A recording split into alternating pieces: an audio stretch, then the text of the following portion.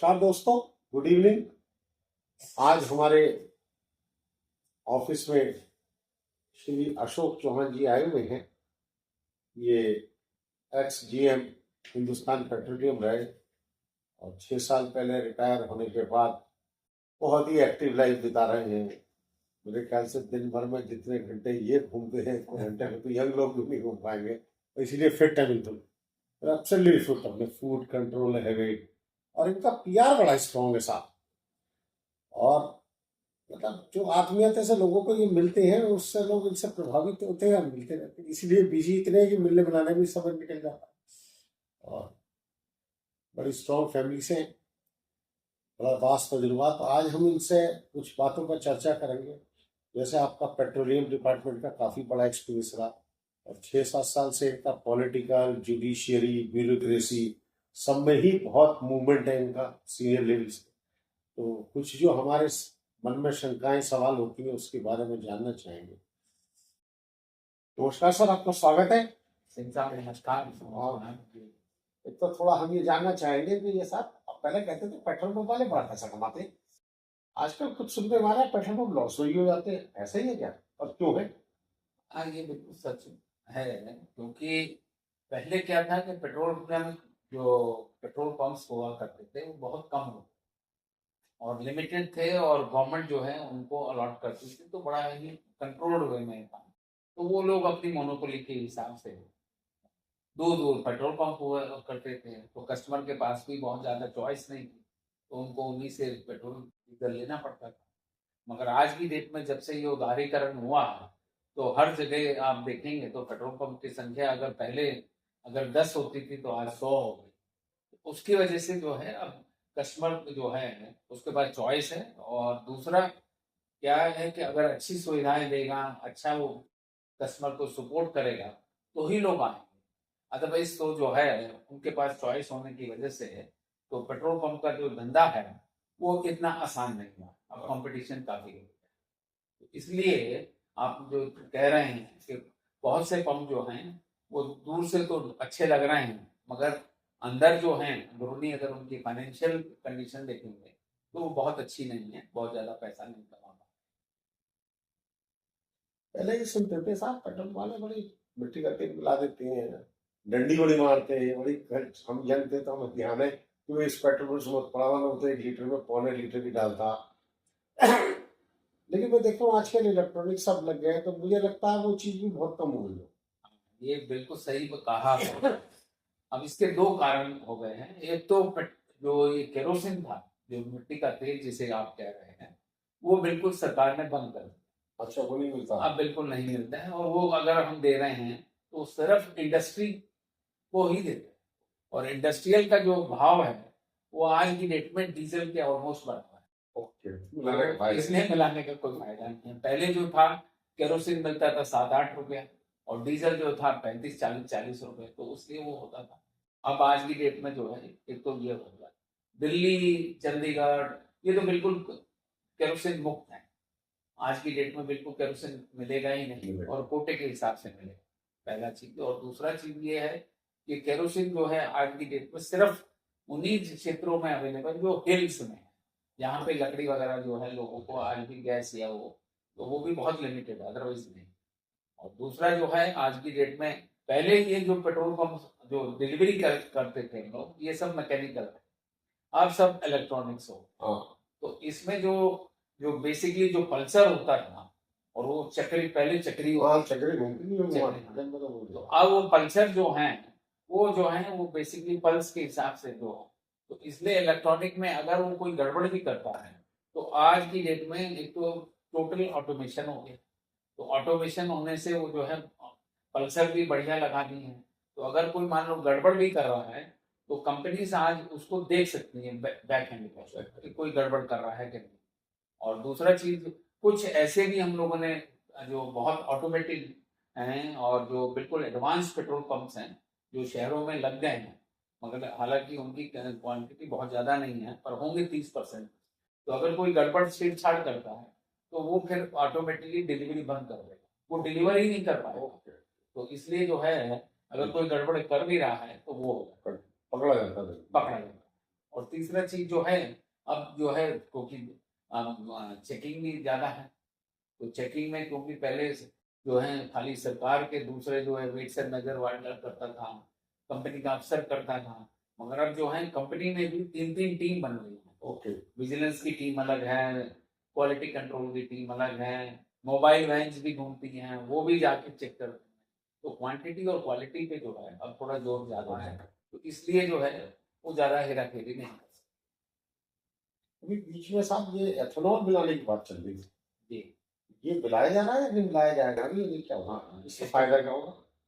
अब इथेनॉल जो है बेसिकली जो सरकार ने जो किया वो क्योंकि इंपोर्ट बहुत करना पड़ रहा है और इंपोर्ट का बिल बहुत ज्यादा है, तो सरकार ने सोचा कि क्यों ना सर इंपोर्ट बिल घटाया जाए। तो पहले हम लोगों ने जो है 5% इथेनॉल पे ब्लेंडिंग शुरू करी, फिर वो 10% हो गई, और आज की डेट में जो है सरकार 20% इथेनॉल का टारगेट लेके चल रही है। और पूरे अगर ऑल इंडिया अगर आप देखेंगे तो 17-18% इथेनॉल जो है वो मिलाई है। तो इथेनॉल जो है वो कंपेरेटिवली चीपर है, दूसरा वो अपने देश में बन रही है, तो उससे जो है आपकी जो इम्पोर्ट कॉस्ट है फॉरेन से। मगर गाड़ियों का असर पड़ जाएगा, कुछ खराब होगी गाड़ी? ऐसा वैसे अभी तक मानने में तो ये है कि सरकार भी ये कह रही है कि नहीं, मगर कुछ लोगों का कहना ये है कि क्योंकि इथेनॉल जो है उससे जो है अल्टीमेटली कुछ एवरेज पे जो है इफेक्ट डाल रही है, और कुछ कस्टमर्स को ऐसा भी लगता है कि क्योंकि ये कोरोसिव है, और खासतौर पे जैसे ही अगर वो पानी के उसमें आ जाती है, अगर पानी जरा सा भी या मॉइस्चर, तो वो पानी बन जाता है, तो उससे जो है मतलब थोड़ा सा इसके लिए जो है प्रिकॉशन लेने की जरूरत है। बट अदरवाइज इथेनॉल से जो है फायदा तो है ही देश को और कस्टमर को भी जो है, मगर क्योंकि यहाँ पे हालांकि सरकार कह रही है कि हम लोग कंट्रोल नहीं करती प्राइस, मगर जो डायरेक्शन सरकार देती है उसी में ये तेल कंपनियां उसी के हिसाब से करती हैं। हालांकि तेल कंपनियों को छूट है कि ये अपना प्राइस फिक्स कर सकते, मगर वो हो नहीं रहा है, उसके लिए अभी थोड़ा और टाइम। आजकल सुने मोबाइल पेट्रोल पंप चल रहे हैं सर, मोबाइल ऐसा है क्या? बिल्कुल है। क्या हम घर बैठे मंगा ले सकते हैं पेट्रोल?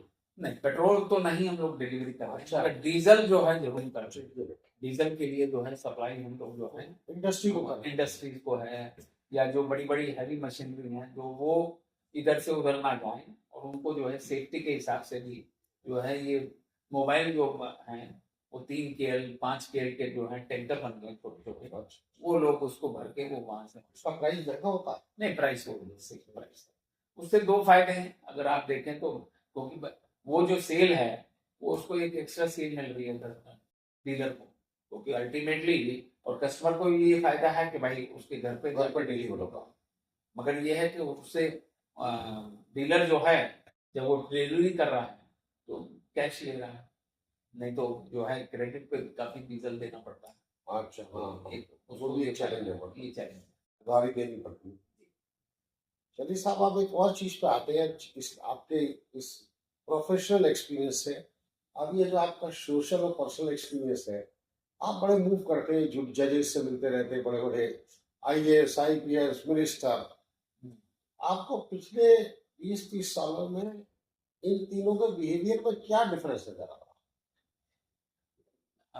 आज की डेट में अगर आप देखें तो लोगों का जो पहले इनके ऊपर प्रभाव था वो ये था कि भाई ये लोग सही काम करते हैं, गलत काम जो है बहुत कम करते हैं।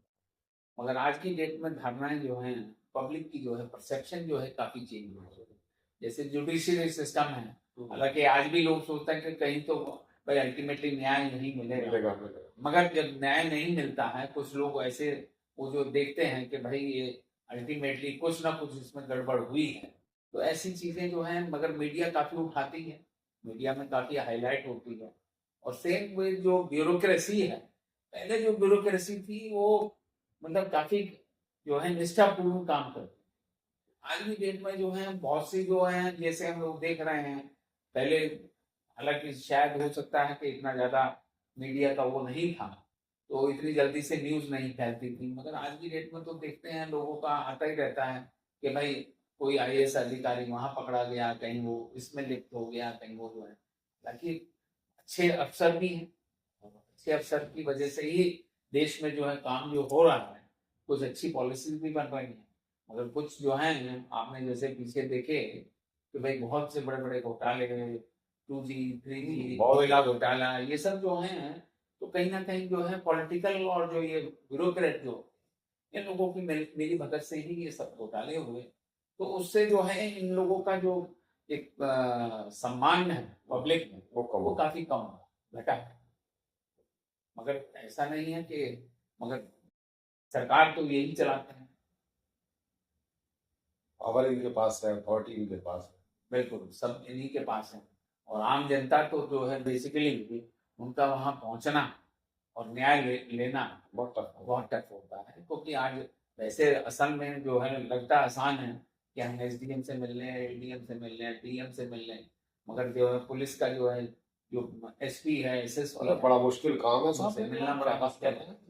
और डिस्ट्रिक्ट मजिस्ट्रेट से मिलना आसान काम है, बड़ा भारी। तो इसलिए ये जो है और वही हो रहा है कि हर काम के लिए वो लोग जो हैं वो ढूंढते हैं कि किसी भी संपर्क को मिला जाए, वो जो है उनको कहे तो पॉलिटिकल की जरूरत पड़ती है उन तक पहुंचने की।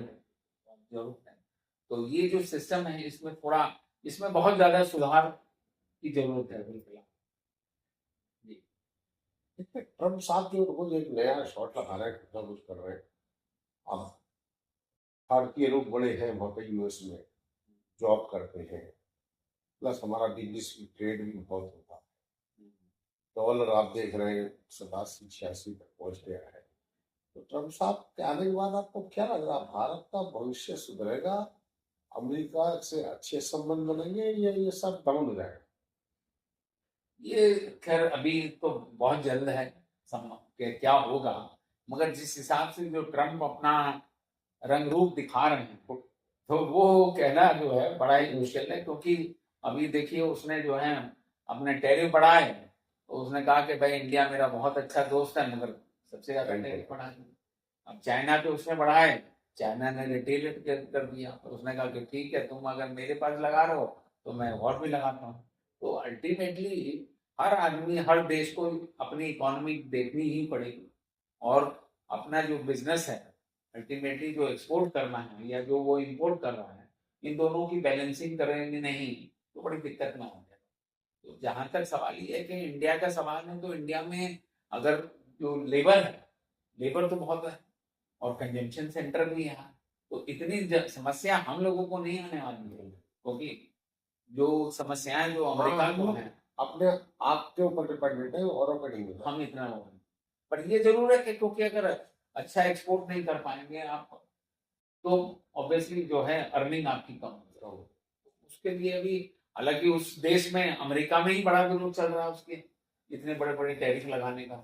तो अभी तो ये थोड़ा देखना पड़ेगा, थोड़ा टाइम अनप्रेडिक्टेबल लीडर है। अनप्रेडिक्टेबल। आप हमारे सुनने वालों को, जानने वालों को कोई किसी चीज पर, आवाम को, भारत देश की जनता को कुछ संदेश देना चाहेंगे अपने एक्सपीरियंस के आधार पर कि भाई इसका ध्यान रखो, इससे बचो, या ऐसा करो, कुछ भी आपको नहीं लगता?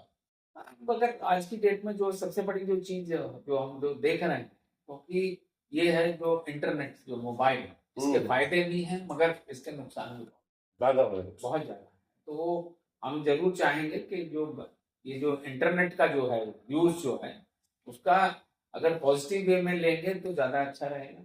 अदरवाइज जो है लोग आजकल जो है इंटरनेट पे और मतलब जो है दूसरा मतलब प्रोडक्टिव चीजें ना देखने के बजाय दूसरी चीजों पे ज्यादा वो ध्यान देते हैं, उसमें ज्यादा व्यस्त रहते हैं, उसमें ज्यादा टाइम स्पेंड करते हैं।